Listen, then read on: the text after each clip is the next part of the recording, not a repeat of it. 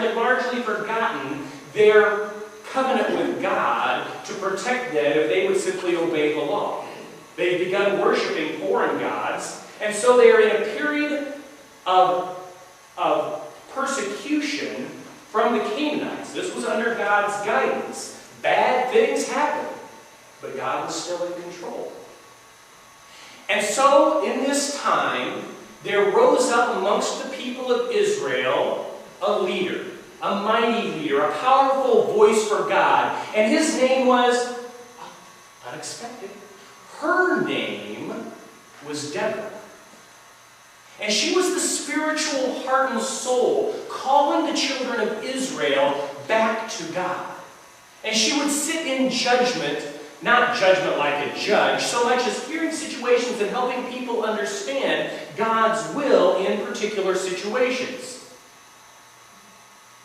My cow wandered over into the neighbor's pasture and bred one of his cows. He's not upset with it. What do? Well, the law says here's how we handle those sort of situations. This is what Deborah did for the people. She helped them understand God's law and how to handle their situations. She is, in our story, the spiritual leader at the time of Jael.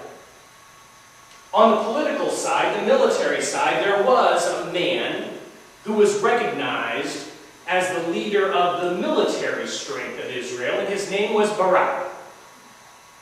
Now I'm going to cast Barak as kind of a strapping man, a good fighter, and able to rally other men to his side just by virtue of his personality, his charisma, his ability in a fight. We don't know all of that, but something made Barak stand out as the military leader of the people. Jael, what's going on with her? She's married to a Kenite. But in this time, apparently he and she have had a falling out with his family. And they've moved away, and they're kind of on the outskirts of everybody. Because she's married to a non-Israelite, her family goes, well, whatever. And his family goes, well, whatever. They're a blended family that the rest of either of their in-laws don't quite know how to deal with. Do we know families like that? Kind of outcast from both sides and left going, well, what do we do? We're not very important. We'll get back to that. They're in a tent at this point. And Deborah calls Barak. And she says, Barak, the time has come. God has spoken to me, and he's going to deliver us from Jabin and the kings and the Canaanites. But you're going to have to go up against Sisera. He was the military strength behind Jabin. And he had an insurmountable power at his beck and call. A secret weapon.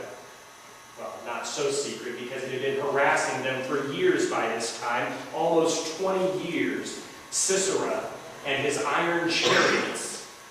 Ooh, iron chariots. In our days we go, what? It's a chariot, it's horse-drawn, it's wheels, in those days, that was the Abrams tank of those days. He had 900 of them, way more powerful than the Israelites. And Barak knows this, and he says, Deborah, I believe that you may be right, that it's time for God to deliver us, but honestly, I'm just a little bit uneasy about this. I'm not going to go. I'm not going to rally the troops unless you go with me. Political fear? Maybe. If I lose, what's everybody going to think of me? But if I can put the blame over on this woman who told me that I should go, we never see in the Bible a man refusing to take responsibility and say anything like, the woman that you gave.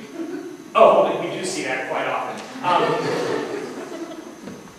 Barak is wanting to get out from this responsibility of leadership, and Deborah calls him on it. She says, I will go with you, and we will win, but the honor of the victory is going to be taken from you and given to a woman. It's going to be given to somebody else. And I don't think that at that point Deborah had any idea that Jael was keeping tent on the outskirts of society. I could go into the battle. It was fascinating. Up on the mountain go the children of Israel. Down in the valley rush the chariots with their iron wheels.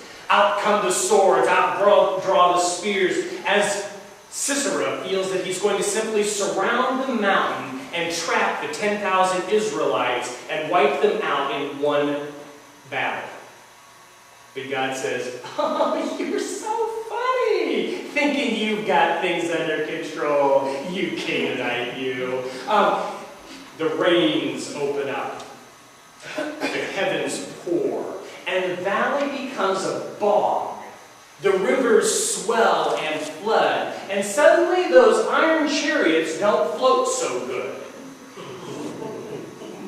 God neutralizes the technological advancements of the day, and the children of Israel, the 10,000 trapped on the hill, come pouring off and rout the army that was so far superior to them and wipe them out, except for Sisera.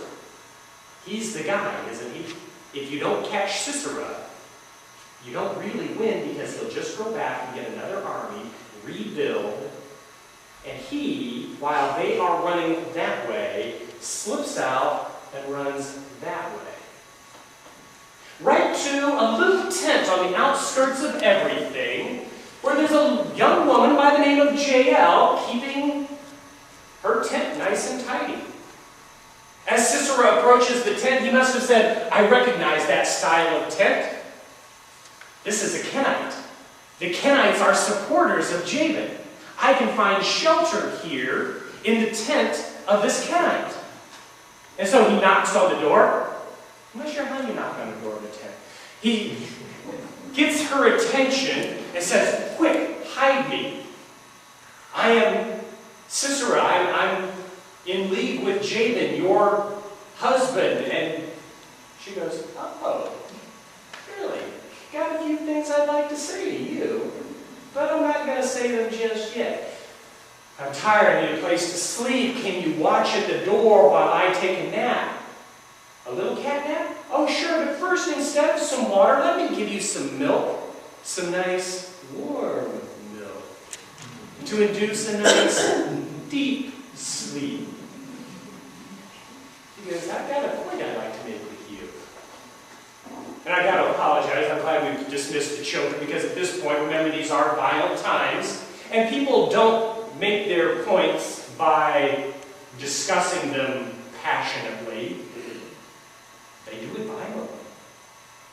And to make the point that she was not in approval of his persecution of her people, of her family, she grabs a tent peg and a workman's hammer, and while he sleeps, careful now, wham!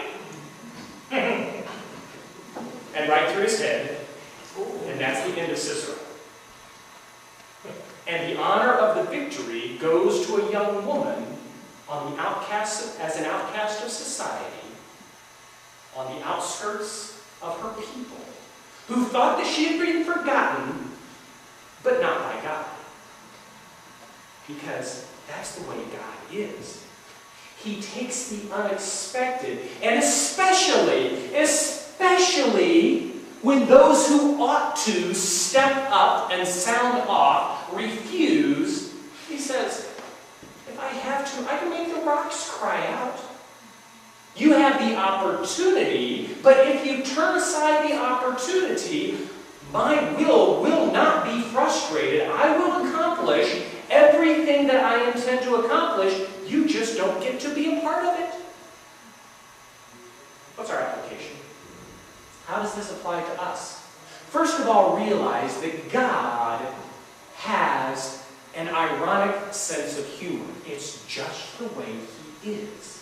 And at this time, He takes great delight in turning the world upside down and using unexpected people to do it.